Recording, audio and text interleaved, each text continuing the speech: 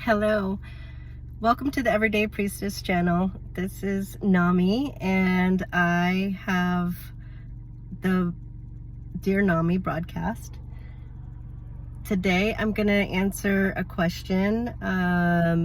Let's see, I've got a few questions here, so let's see which one we'll answer for today. Okay, so this one says, Dear Nami, how can you know how to pick the right teacher for yourself? And this is in the priestessing lens. And I just want to actually do a side note right here because my sister, Phelan Shiva, she actually answered this question. It was a Facebook post that she did. So if you are friends with her on Facebook, or if you aren't, you should actually follow her. She is one of the fellow priestesses who is doing an astrology broadcast on this channel. She went through a whole process of how you select a teacher and who would be the right one. So some of the things that she had to say was just really trying to find a teacher that has experience. So I think that is the top one, because anybody who hasn't been through their first solar return, at least, which is around 29 years old, then they haven't really had the life experience to teach in a very serious, like, priestessing mystery school type of way. That doesn't mean that somebody who is 29 or younger can't lead a class or teach like some of the basic stuff, but when you are really wanting to delve in deep, you want to find a very experienced teacher who has not only been through a lot of years of a priestessing school, but also just has a lot of life experience in general. So that's one of the things that you want to look out for. And you're not just going to have one teacher your whole life. You'll start out with one and learn what you need to learn from that teacher and move on. So it's not something that you're just going to pick one of your whole entire life. And don't worry if you do pick somebody and you start with them and things don't resonate. One of the things that you need to do if you are feeling like you don't resonate with the person after you've spent some time with them is to trust your instincts. And I'm not talking about like, oh, you're uncomfortable, because when you're learning about priestessing and you're learning about all the different facets of how we honor Mother Earth and nature and the elements, sometimes things come up, and sometimes whomever is tapping into actually your internal wisdom and all the wisdom that you have and opening that up. So sometimes it gets a little scary. It can be scary because, like, for instance, I didn't have clairvoyance until about 5 years ago. And when it first started happening, it was a little weird, but so that's kind of what I'm talking about when, like, okay, if it's weird or if it's uncomfortable in the sense of like you're growing outside of your comfort zone, then that might be a good teacher for you. But if it feels icky, if it feels like there's something that's off, or you can't even put your finger on it, but you have like some major like hesitation, then it's okay to pull back from that situation. And we do have a lot of people in the spiritual world who at times have taken advantage of others. So for the most part, you want to be able to protect yourself. dip your toe in the water, find a community that you trust.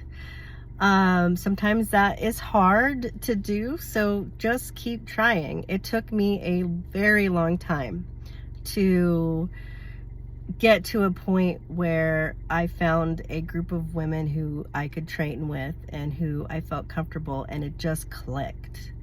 And in fact, I was resistant to my main priestessing training. I had been calling in for wanting, women in my life, wanting deep relations with women, wanting to have friendships and a sisterhood that could be very solid. And it was thrown right in my lap. And because I had some worries about religious dogma, I tried to take a step out, but it just kept coming back in to my life, and I was able to finally unveil some of the things that I was hesitant about. So that part was just a personal growth thing for me, where I was feeling uncomfortable. And I'll just tell you, when I first joined, or was thinking about joining the priestessing school, her holy temple that I joined, my first introductory call, one of the teachers I was late to the call. She mentioned Mary Magdalene, and I just shut my laptop right away. Maybe it's just the damaged Catholic that I grew up as, and I didn't have really any sense, just because I grew up Catholic, of how powerful Mary Magdalene is. I didn't hear her side of her story. I only heard a different story. And also because in the Catholic religion and in other Christianity, she is a whore. She has been turned into something that she totally isn't. But anyway, I'm getting a little bit off track, but I just wanted to talk about that one little piece about how I was resistant because of something that had happened in my past and had nothing to do with her holy temple. It just kept coming back into my realm over the course of a month or two, and then I ended up joining in and having the most wonderful experience of my life and finding my true calling. So I'm glad that I was able to finally set that aside, especially when something that I was asking for was literally put into my lap. So I think one of the things that you can also do is just ask the universe for the perfect match and keep putting that energy into your heart, and into your mind and into your soul. And I'm guessing that the right class, the right teacher will come across your path. And there's so many other things about finding the right teacher, but I want you to pay attention to your instincts.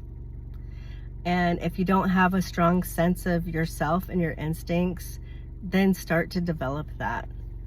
There are so many different ways you can dip your toes in the water. You can go to a moon circle. You can find a red tent event online. You can go to an anipi ceremony or temescal. Those are steps up. So once you start to dip into a community, you can also ask, especially once you start to develop a relationship with some of those people who are in that circle.